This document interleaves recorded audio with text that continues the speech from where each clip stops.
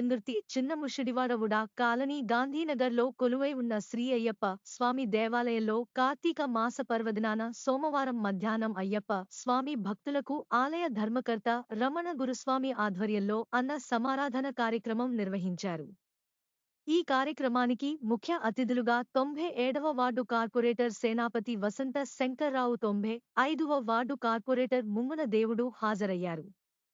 ఈ సందర్భంగా ఆలయ ధర్మకర్త రమణ మాట్లాడుతూ, సోమవారం తెల్లవారుజాము నుంచి అయ్యప్ప స్వామి దేవాలయంలో స్వామివారికి ప్రత్యేక పూజలు నిర్వహించామని తెలిపారు. ప్రతి ఏడాది అయ్యప్ప స్వామి దీక్షలో 41 రోజు మాల ధారణ ధరించుకున్న అయ్యప్ప స్వామి భక్తులు ఎంతో భక్తి శ్రద్ధలతో స్వామివారి పూజా కార్యక్రమంలో పాల్గొని విజయవంతం చేస్తున్నారని ఆయన పేర్కొన్నారు. నా పేరు రమణస్వామి.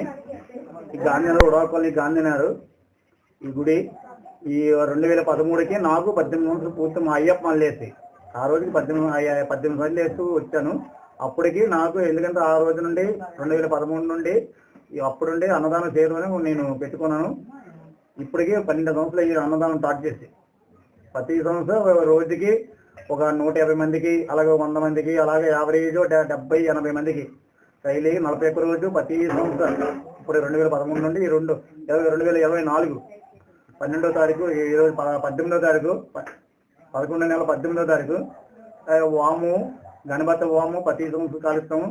అయ్యప్ప మేధ ఇష్టం కలిపి 4వ నెల 14ని కలిపి ఇక్కడ చేస్తాము. అన్ని పూజలు ఇక్కడ సబరిమాల ఎలా జరుగుతుందో ఇక్కడ అలాగా అన్ని నడుపుతాము. అక్కడ సబరిమాల అయితే ప్రతిరోజు వామం కాలుస్తారు, ఇక్కడ ఏంటంటే ఒకే రోజు మనం కాలుస్తాం, అంతే తేడా.